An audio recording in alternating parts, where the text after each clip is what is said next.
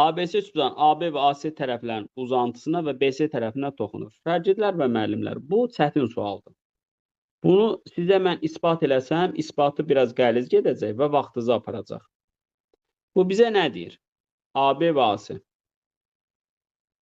Və deyir ki, AB və AC tərəflərin uzantısına toxunur. Onda mən bunu biraz daha da belə çəkməliyəm əslində.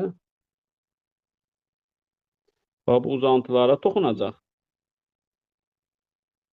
Bu A-dır, bu B-dir, bu da C-dir. Və bu BC-nin də çöldən toxunacaq. Və belə bir fiqurdur. Buna deyirlər xaricdən sanki daxilə çəkilmiş çevrə anlayışı. Və belə bir fiqurdur. Burada nə var? Bura A tərəfi daxil. Bu B-nin qabağındakına B tərəfi deyirlər, C-nin qabağındakına C tərəfi deyirlər. Və A tərəfinə toxunan çevrənin radiusuna altda da ay indeksi yazırlar. ERA. Bu ERA-nın belə tapılır. Sahə bölünsün P minus A. Sahə bölünsün nə? P minus A. Bax, belə tapılır. Deməli, B-yə çəkilsə onda necə olar? RB necə olar? Sahə bölünsün nə? RC necə olar? Sahə bölünsün nə? Buna daxili çəkilmiş çevrə deyil ha bu. Bu daxili çəkilsə daxilə çəkilərdir. Bu xaricdən tərəflərə toxunan çevrədir. Xaricdən çəkilmiş tərəflərə toxunan çevrədir. İsbatını da vermək olur. İsbatını da təbii ki, nə ilə verirsən? İsbatını da sahələrlə verirsən. Necə verirsən? Gəlin, lap sizə isbatını da verim. Mikrofonları bağlayın, əlavə səs gəlməsin.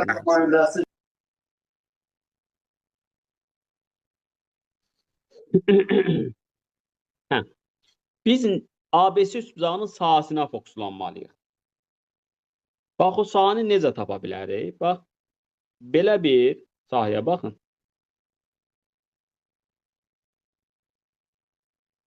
Düz çəkə bilsəm. Belə bir sahəyə baxın.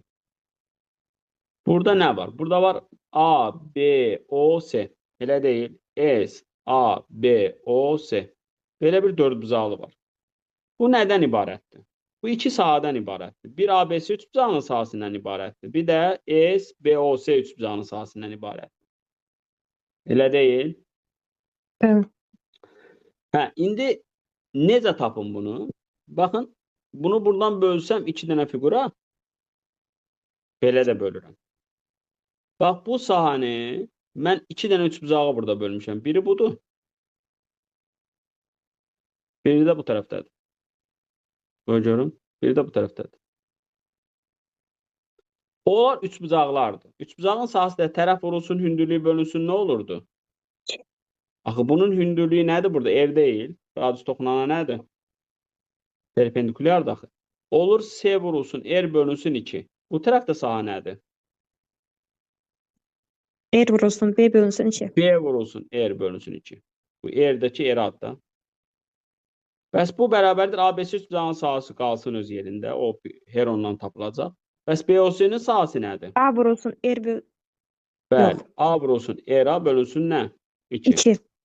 İndi mən burada SABC-ni bir tərəfli saxlasam, R-ları bölünsün 2-ləri bir tərəf, R-anı ümumiyyətlə çölə çıxartsam, burada olacaq C plus B çıxılsın A bölünsün 2. Burada olacaq SABC. Bəs bu da A plus B plus C yarım perimetrə görə 2P-dir. Onda fikir versəniz, C plus B çıxa, yəni hər tərəfdən 2A çıxıram. 2P çıxılsın 2A olur. Elə olmur. Onda bunun yarısı da P minus A olur. Deməli, onda olur RA bərabərdir SABC bölünsün P minus A. Bax, burada bölü 2 də var. Anladınız indi? Anladım. Bu da sizin ispat. Amma burada bir gözəlliyi var. İndi bilmirəm onu salarlar, salmazlar. Amma hər ildə keçəndə adam narahat da olur. Çünki bu sual varsa onu da sala bilərlər. Və bunları yazanda şahidlər fikir verin. Bizdə daxı ümumi erimiz nədir? S bölünsün nədir? A plus B plus C 2 dənə ilə daxil. Yəni əslində necə yazırlar daxilə seçilmiş çevirən radisunu? Belə yazırlar axı. Yerdə budur. Baxın, siz bunların tərslərini götürsəniz,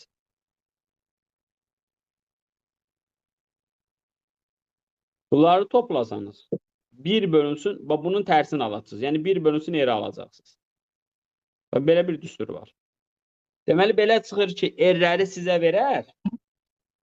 R-anı, R-B-ni, R-C-ni. Ümumi daxilə seçilmiş çevrənin radiusunu soruşa bilər. Onu da bu düsturla yazarsınız. Anladınız? Bəli, müəllim.